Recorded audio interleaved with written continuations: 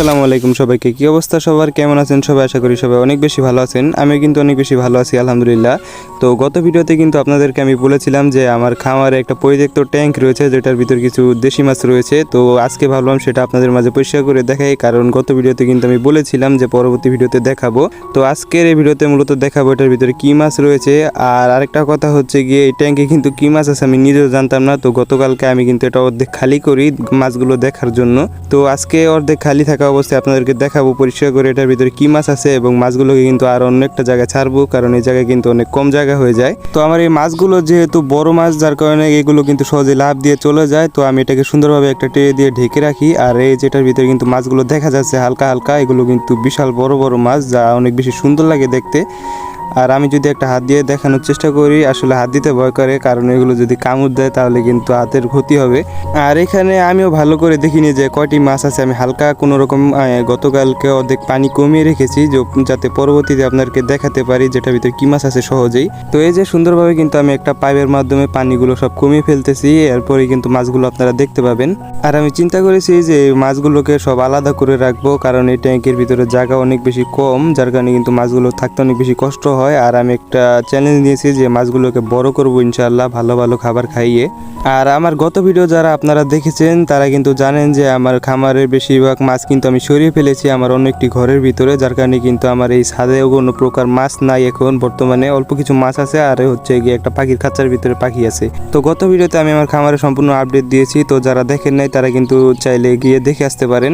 তো এই যে কথা বলতে বলতে কিন্তু এখানে আমরা পানিগুলো মোটামুটি কমিয়ে ফেলেছি, আর মাছগুলোকেও কিন্তু দেখা যাচ্ছে। আসলে মাছগুলো কিন্তু অনেক বড় বড় একটা মাছ। তো আপনারা গেস করেন যে এগুলো কি মাছ। তো এতক্ষণে আমি পানিগুলো সব আস্তে আস্তে ফেলে দেই। ও আরেকটা বড় কথা হচ্ছে, আপনারা অনেকে ভাববেন যে আমার এই ট্যাঙ্কে কি মাছ আছে আমি নিজেই কেন জানি না। আসলে এই ট্যাঙ্কের ভিতরে কিন্তু আমি কোনো প্রকার মাছ ছাড়ি না। এটার ভিতরে হচ্ছে আপনারা অনেকে রায়হানকে চিনবেন, ও এসে সেখানে কিন্তু মাছ ছেড়ে দেয়, কারণ ও হচ্ছে মাঝে মাঝে এক এক জায়গায় মাছ ধরে, তো যেগুলো জীবিত থাকে এখানে ছেড়ে দেয়। তো কথা বলতে বলতে কিন্তু এখানে আমার সম্পূর্ণ পানি একদম কমানো শেষ হয়ে গিয়েছে। এখন আপনাদের যদি আমি একটু দেখাই এটার ভিতরে কি মাছ রয়েছে।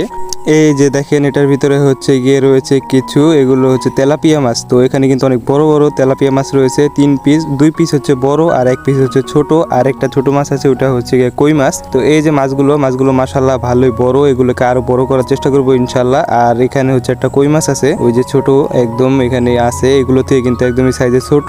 তো এই যে মাছগুলোকে কিন্তু আমি এখানে যে গোল গোল 2টি ট্যাঙ্ক আছে এটার ভিতরে ছেড়ে দেবো, কিন্তু তার আগে কিন্তু এই গোল ট্যাঙ্কের ভিতরে আমি খেয়াল করেছিলাম যে একটা বাচ্চা আছে, তো ওটাকে উঠানোর চেষ্টা করব, কিন্তু খুঁজে পাচ্ছিলাম না। তো এই যে অনেকক্ষণ খোঁজাখুঁজির পর কিন্তু মাছটাকে পেয়েছি। এখানে হচ্ছে ছোট একটা বাচ্চা। তো চিন্তা করলাম এটাকে মেরে তো কোনো লাভ নেই আমার, তো বড় মাছগুলো ছাড়লে কিন্তু খেয়ে ফেলবে এটাকে সাথে সাথেই, যার কারণে কিন্তু পাশের ট্যাঙ্কে রেখে দিলাম। তো এই যে এখানে মাছগুলো কিন্তু বেশিক্ষণ রাখলে মারা যাবে, যেহেতু পানি কম। তো আমি চিন্তা করলাম একটা একটা করে ধরে রেখে দিই এখনই। তো এই যে একটা ছেড়ে দিলাম, আর বাদ বাকিগুলো একটা একটা করে আমি হাত দিয়ে ধরে ছেড়ে দিতেছি। আর হচ্ছে যে কই মাছটা আছে ওটা কিন্তু হাত দিয়ে ধরা যাবে না, আসলে হাতে ক্ষতি হতে পারে, কামড় দিতে পারে। তো এটাকে আমি সুন্দরভাবে জালিতে করে উঠিয়ে তারপর কিন্তু আমি ট্যাঙ্কের ভিতরে ছেড়ে দিই। তো এটাকে আপাতত দেশি মাছের ট্যাঙ্কের হিসাবেই রাখবো, কারণ এটা কিন্তু আমার কোনো প্রকার কাজে দিতেছে না। তো আরও কিছু মাছ এনে রাখবো ইনশাল্লাহ। আর আপাতত এই ট্যাঙ্কটা এখানে থাক। আর এই যে এখানে কিন্তু আমার সব মলি মাছগুলো আছে, মাশাআল্লাহ মলি মাছগুলো কিন্তু অনেক বেশি বড় হয়ে গিয়েছে। আর এখানে 2টা হচ্ছে গুরামিও আছে, যে গুরামি দিয়ে কিন্তু একটা সেটআপ তৈরি করেছিলাম।